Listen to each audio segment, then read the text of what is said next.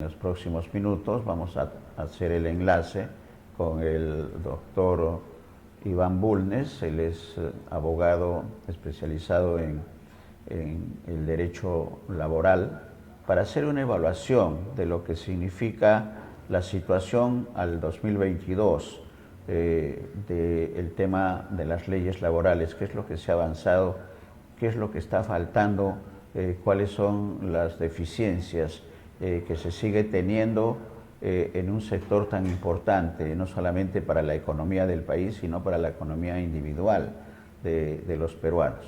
Vamos a darle la bienvenida, si es que está ya en línea, el doctor Iván Bulnes, abogado especializado en Derecho Laboral.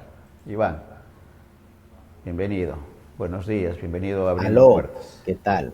Muy buenos días, estimado segundo, muy buenos días. Luego de pasar las fiestas de Navidad, que esperemos que hayan sido de reflexión para todos nosotros, Iván, continuamos con la reflexión, con el tema laboral. ¿Cuál es el diagnóstico? ¿Cuál es la situación de la legislación laboral en este año que ya está por concluir, Iván, y cuáles son las omisiones y las tareas para el 2023 en un gobierno transitorio que es poco lo que podría hacerse, que creemos en lo inmediato, pero hay cosas urgentes que seguramente tienen que atenderse sí o sí en el 2023. Bienvenido. Gracias, segundo, de nuevo. Bueno, ciertamente nuestro panorama político actual está en manos de un gobierno que se asume a sí mismo como transitorio, como provisional, y claro, no está proyectado para ejecutar políticas de largo aliento, y dudo que eso ya sea su interés en estos momentos. Más es un gobierno pensado para mantener algunos visos de autoridad sobre el país hasta las nuevas elecciones, pero aún así, en esta transitoriedad, esta interinidad, sí podríamos apuntar a la existencia de elementos que deben ser considerados por los trabajadores y también por los empleados de este año. Huelga decir que en la principal noticia de este año el mundo laboral peruano, el derecho laboral peruano, ha sido el decreto supremo 001-2002-TR, donde se establecen nuevas normas respecto a cómo determinar la intermediación laboral. Este decreto supremo ha sido bastante cuestionado por los empleadores, como era de esperarse, porque justamente se corrigen una serie de indefiniciones previas. Debemos apuntar una cuestión, estimado segundo. Cuando se dan las normas de tercerización en el Perú, año 1991, la tercerización ya existía en todo el mundo. O sea, no era algo demasiado exótico. El problema fue que la tercerización a la peruana vino acompañada de una consiguiente reducción de derechos de los trabajadores, como si eso fuera el requisito básico para poder imponer la tercerización laboral. Ahora bien, esta merma de derechos quedó consagrada en las leyes. Estas leyes además se siguieron emitiendo y no se mantuvieron incambiables durante cerca de 15 años. Recién en el año 2015, más o menos, 25 años casi dictadas estas normas, se hizo un esfuerzo reglamentario. Claro, el problema es que los reglamentos, conforme a ley, son emitidos por la autoridad administrativa, no están sujetos a debate parlamentario. A un control parlamentario posterior sí, pero en sí no son leyes que se debaten en el Parlamento. Suelen ser normas, digamos, de gabinete emitidas por un conjunto de 10 o 12 especialistas que intercambian ideas y emiten un reglamento que tiene un rango inferior al de la ley. Durante muchos años se estuvo reglamentando, se emitió un reglamento sobre tercerización que mantenían esta ambigüedad como un fenómeno casi normal de la tercerización. Es recién el año 2022 que, ya hay que decirlo con nombre y apellido, la ex ministra de Trabajo, Betsy Chávez, promueve una norma donde específicamente se eliminan muchas indefiniciones y se promueve un respeto mayor hacia los derechos de los trabajadores. Una serie de reglas, de presunciones para evitar abusos que hace tiempo son cometidos por las grandes empresas, tanto las usuarias como las tercerizadoras, que justamente utilizan el mecanismo de la tercerización, la famosa service, como una herramienta para reducir derechos. Ahora, el problema es que esta norma, de Decreto Supremo 001-2022, ha estado bajo ataque de los empleadores desde casi el inicio. Hay hasta ahora, he visto 2 sentencias de amparo en primera instancia ordenando que esta norma no sea aplicada a un conjunto específico de trabajadores, lo cual ya es grave, implica que al tratarse de acciones de amparo, el Tribunal Constitucional va a tener que resolver al final sobre si esta es una norma válida o no. Y lo triste es que quienes deberían estar más preocupados por la preservación de este reglamento, centrales sindicales, organizaciones de base de trabajadores, eh, prácticamente no se han visto una actividad fuerte destinada a prevenir que esta norma sea derogada. Ha habido intentos en el Congreso de discutir el alcance del Decreto Supremo 001-2022 justamente por bancadas hostiles a esta norma, es decir, con la finalidad pues simplemente de derogarla, restablecer la situación como era antes, manteniendo los injusticias y varios abusos de servicio prácticamente inalterados, y no hay una respuesta coherente, digamos, de los actores sindicales, por no decir actores políticos, que siendo crudos en esto, estimado Segundo, creo que una preocupación sobre cómo cortar los abusos de las servicios, una preocupación sobre cómo definir acertadamente la tercerización, una preocupación sobre cómo impedir que yo, trabajador de una service, termine haciendo funciones propias de la empresa usuaria junto con el 90% del personal de planta y solamente el 10% de este personal trabaje para la usuaria, creo que esas son preocupaciones mucho más intensas que, por ejemplo, la Asamblea Constituyente. No digo que sea inútil, me parece una idea muy positiva y muy, muy necesaria, pero ¿por qué no se lucha por el derecho que ya se obtuvo mediante un decreto supremo? Eso es algo muy importante. No estamos ante una posibilidad, una elucubración. No, sale un decreto supremo que ya está dictado y publicado en el diario oficial peruano. ¿Por qué no se lucha para mantenerlo? Esa es la principal novedad de 2022. Claro, si nosotros leemos periódicos proempresariales como Gestión, vamos a ver que no, la preocupación laboral 2022 es el trabajo remoto, la productividad, pero vamos, eso es una preocupación, digamos, de esta burbuja de empleadores que no tiene mayor conexión con la realidad del trabajador, a quien sí se preocupa, por ejemplo, por el tema de la tercerización. ¿Avanzaremos? ¿Se anulará la nueva norma de tercerización? ¿Estará bajo ataque todavía? ¿Qué hacen los legisladores que supuestamente deberían defenderla? Claro. No se Y, oye mayor actividad en ese sentido. Eso creo que serían los puntos más cuestionables del año que se nos está yendo, estimado Segundo. Gracias. y justo este tema de la tercerización resulta finalmente, creo, la principal preocupación, como bien está señalando usted, doctor, porque esta flexibilización que piden, entre comillas, los grandes empresarios, finalmente son recortes de los derechos de los trabajadores, y eso tiene actores que tienen que trabajar. ¿Cuál es el papel que tiene en este momento la Comisión de Trabajo, los ministros que han estado en el cargo, además de Betsy Chávez, y las centrales sindicales? ¿Cuál debería ser el comportamiento de todos estos actores para solucionar de una manera definitiva el tema de la tercerización que le hace tanto daño al trabajador común y corriente, Iván? Yo creo que aquí, más que estar esperando la buena voluntad de exfuncionarios, que no sabemos si seguirán en el Ministerio de Trabajo por mucho tiempo más, en un gobierno de transición, es una cuestión que haya una posición y una predisposición, una situación proactiva, no solamente reactiva, de vamos a ver qué sucede, sino proactiva. Las centrales sindicales, por ejemplo, que se manifestaron sumamente activas en el convenio centralizado 2022, que es otro, digamos, otro jalón importante en el derecho laboral peruano el año que se va. Por primera vez en muchísimo tiempo se emitió un convenio colectivo centralizado con alcance para todos los trabajadores del sector público en el Perú, lo cual es digamos, una señal positiva de un Estado que ahora sí está tomando en serio las reivindicaciones del conjunto de sus servidores, ya no solamente de los que están adscritos a un régimen muy, muy determinado y específico. Vamos a pensar primeramente vamos a pensar ahora en servidores públicos, trabajadores del Estado. Eso me pareció también otro hito importante. Y ahí se vio, por ejemplo, muchas centrales sindicales que actuaron con bastante mentalidad proactiva, pero no se ve que tengan esa misma mentalidad proactiva cuando se trata de una cuestión tan grave como es la tercerización. En ese sentido, el servidor público no debe olvidarse que también está el servidor privado, que es la mayor parte también de los trabajadores del país.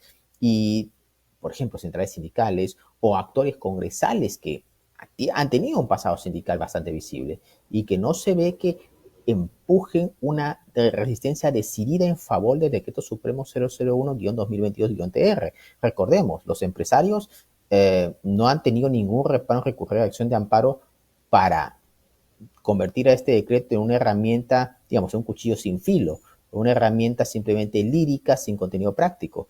Recordemos incluso cómo no hubo una actuación decidida de muchos actores sindicales durante los famosos ceses durante la pandemia, esas suspensiones perfectas de relación laboral que terminan afectando justamente a los más débiles y a los más pobres y a los que tenían menos capacitación laboral. Es decir, personas que justamente por el tipo de actividades que desempeñaban no tenían una cualificación laboral sólida, pero se vieron afectados por este tipo de situaciones de suspensiones perfectas de labores y literalmente perdieron sus empleos durante meses y algunos incluso definitivamente. O sea, estos son los elementos en los que tenemos que centrar el debate desde el lado del trabajador, antes de estar pensando en cosas como el aumento de la productividad, el trabajo remoto, la seguridad y salud del trabajo remoto, que está bien, no digo que sean temas sin importancia, pero que frente a un país con 70% de informalidad y con un índice de desincentivos para la sindicalización tan alto y donde las services literalmente han copado cualquier salida para el trabajador, me parece que pensar en estos temas gaseosos es más que nada, bueno, coincidir en todo con las grandes empresas y olvidar justamente el problema enorme de desigualdad laboral que tenemos todavía. Un país con 70% de informalidad, o sea, Sunafil no podría quedarse de brazos cruzados. Tiene que continuar con sus actividades de fiscalización y en paralelo el Ministerio de Trabajo apoyar decididamente tal esfuerzo. Más aún, el sector público no debe olvidar que este convenio centralizado 2022, si bien ha sido un avance para equiparar beneficios sociales en el sector público, no puede significar una renuncia ni una capitulación de los trabajadores frente al Estado, que es el mayor empleador del Perú y el empleador menos considerado con sus servidores, además. O sea, sino que estamos ante un punto de partida. Sería un error que las centrales sindicales consideren que el convenio centralizado 2022 es la cima o la culminación, no, es el punto de partida para que efectivamente ya a nivel descentralizado en cada empresa, en cada entidad, se puedan lograr unas mejoras condiciones laborales y no pensar que este incremento de 51 soles 11 céntimos fijado en el convenio es la panacea como algunas personas en el gobierno quieren hacernos creer a los trabajadores o a los abogados de los trabajadores. No, es el inicio de una lucha larga, no la culminación. Gracias. Correcto. Y en ese escenario, Iván, se ve entonces que las centrales sindicales no están teniendo un papel mucho más decisivo en este tema de la tercerización y esta llamada flexibilización que piden los empresarios. ¿Qué debe hacer las centrales sindicales, especialmente la Confederación General de Trabajadores, en el próximo año, que es la próxima semana, el 2023, Iván? Bueno, en primer lugar, yo creo que a estos niveles de normas y viendo que la situación también de muchos trabajadores informales impide pedir hace muchísimos años una movilización general de trabajadores, lo que sí debe hacerse es, sin ningún reparo, recurrirse al tema que siempre las cámaras de empleadores han recurrido siempre, el lobby, la presión de opinión pública, que hasta ahora no se hace, presión ante los oídos de los legisladores, que hasta ahora no se hace. Para eso existe una comisión de trabajo que se tiene que seguir aprovechando. Existen espacios sociales, existe prensa alternativa. Es decir, no podemos estar pensando de que, bueno, así como hubo un exitoso lobby empresarial para que las suspensiones perfectas de trabajo fuesen aceptadas como una norma en el Perú, cosa rara, en otros países de Latinoamérica algo muy excepcional, pero en el Perú aceptamos, digamos, la cirugía mayor como una regla usual. ¿Por qué en ese sentido las centrales sindicales no también, digamos, asumen su rol, su responsabilidad y también luchan para que estas normas tan antitrabajador sean justamente contenidas y eventualmente superadas por instrumentos como el Decreto Supremo 001-2022-TR? En estos casos tenemos que, más allá de la protesta, hay una norma favorable que tiene que ser defendida por los mecanismos que correspondan.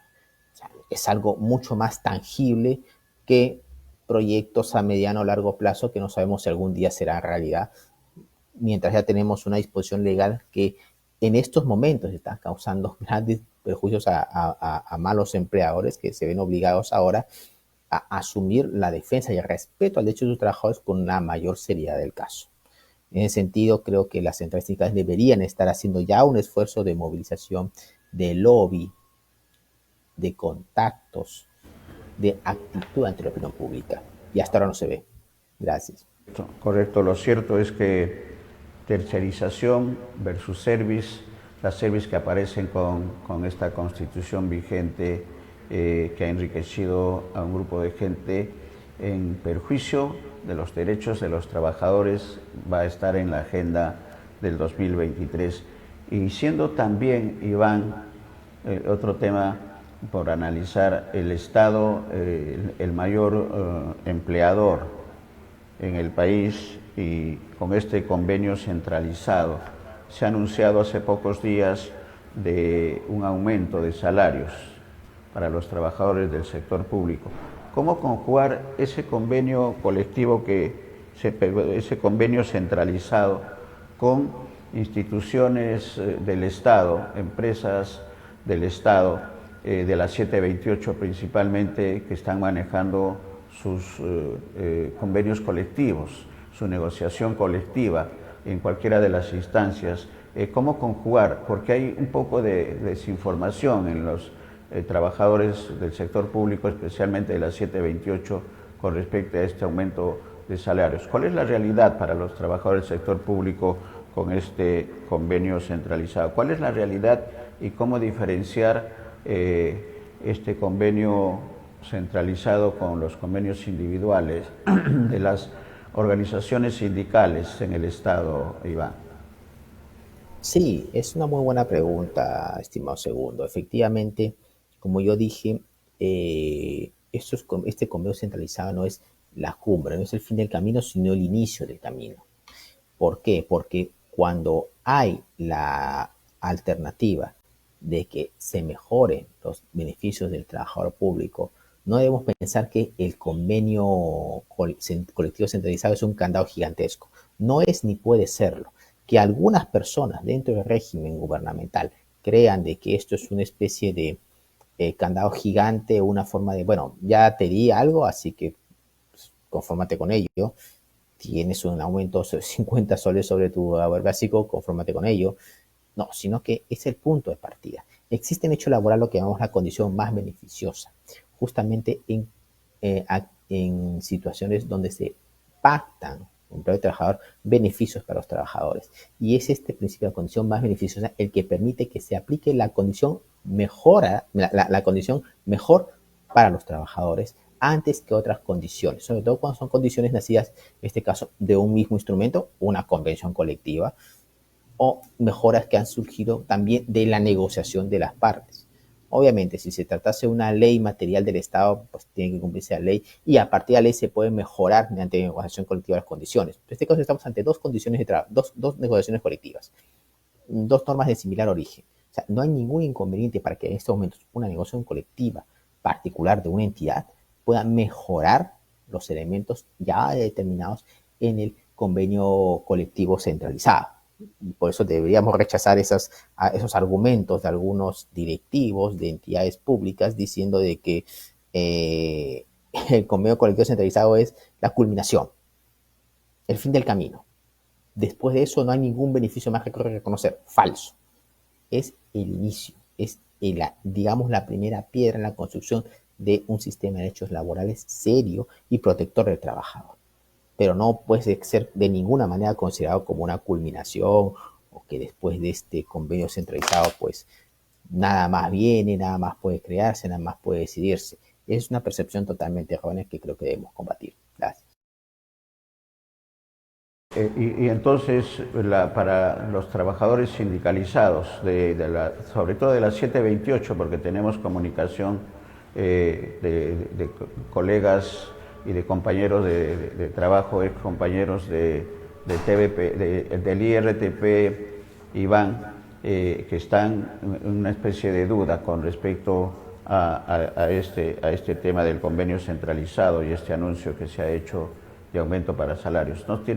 Van por cuerdas separadas, van por vías totalmente diferentes. Y eso, creo que eso hay que puntualizarlo. ¿Y por qué razones son? ¿Cómo diferenciar? ¿Cómo decir un poco más, con más precisión al trabajador sindicalizado de la 728, Iván? Por ejemplo, explicarle de que si bien existe un beneficio tangible en el convenio colectivo centralizado, este beneficio del convenio colectivo centralizado no impide que su condición laboral pueda mejorarse por negociación colectiva directa entre la entidad y el sindicato. O sea, el convenio colectivo centralizado no está impidiéndole al sindicato participar en una convención colectiva. No está haciendo ello. Está fijando una serie de bases, puntos de partida, que pueden ser obviamente mejorados en cada negociación colectiva. Por ello, debemos advertir a estos trabajadores de que de ninguna manera estamos ante una situación donde el convenio centralizado 2022 impida o prohíba que un sindicato pueda requerir mejoras. No puede tomarse esto como un punto de partida. De hecho, el Tribunal Constitucional ya ha dicho en varias ocasiones de que la negociación colectiva es un derecho del sindicato en tanto que tal. O sea, no depende de la buena voluntad o la aceptación del empleador. Por eso, justamente, debe advertirse al trabajador de que si bien ese convenio colectivo fija alguna serie de beneficios, innegablemente, pero estos también pueden ser mejorados por la acción de la negociación colectiva de cada sindicato. No son mutuamente opuestos. No se puede considerar que hay una relación, una suma cero, 1-0, donde si existe uno es porque el otro deja de tener validez. No, coexisten.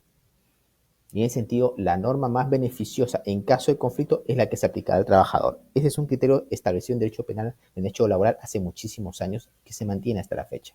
Por ello, no debemos pensar que son mutuamente excluyentes, sino en todo caso complementarios. Gracias. Clarísimo, clarísimo, y esperemos que esté también con esa claridad, los trabajadores puedan entender de qué se trata con este aumento de salarios para el trabajador del sector público. ¿Qué está quedando en la agenda de la Comisión de Trabajo en lo poco que pueda generar y gestionar en la legislatura que todavía está en proceso, Iván?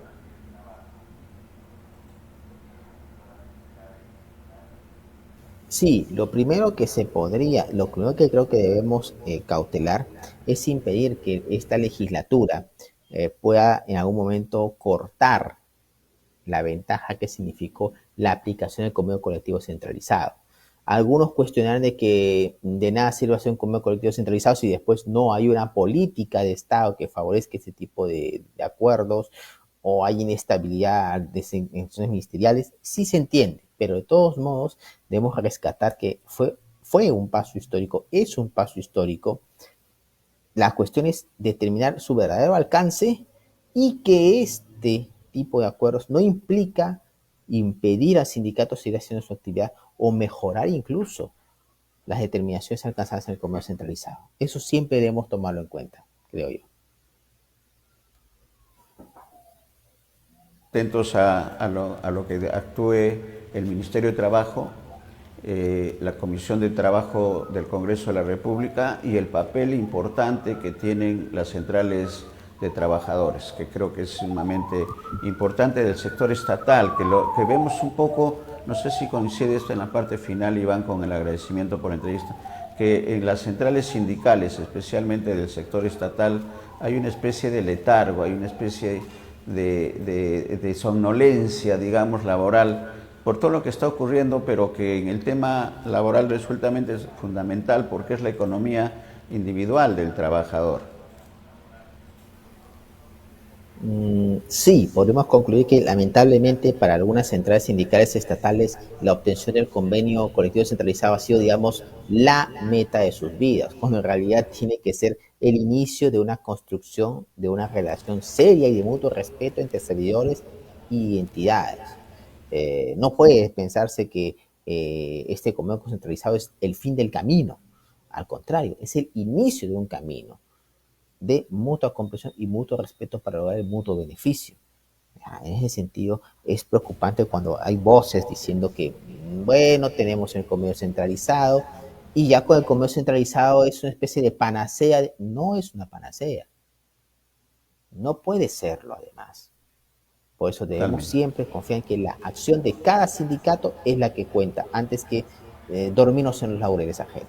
Gracias. Correcto, correcto. Gracias también, porque es una excelente conclusión. El convenio centralizado no es el final, es el inicio de las tareas que se tienen que generar en los trabajadores del sector estatal, y lo ideal es que vayan a la sindicalización de manera general, que eso sería lo ideal. Gracias, Iván. Vamos a estar atentos seguramente a nuevas medidas laborales, y como siempre Gracias, el gracias. agradecimiento para con nuestros televidentes de Ánfora 2022, perdón, de Abriendo Puertas. Gracias, Iván, un abrazo, buen día. Gracias, gracias.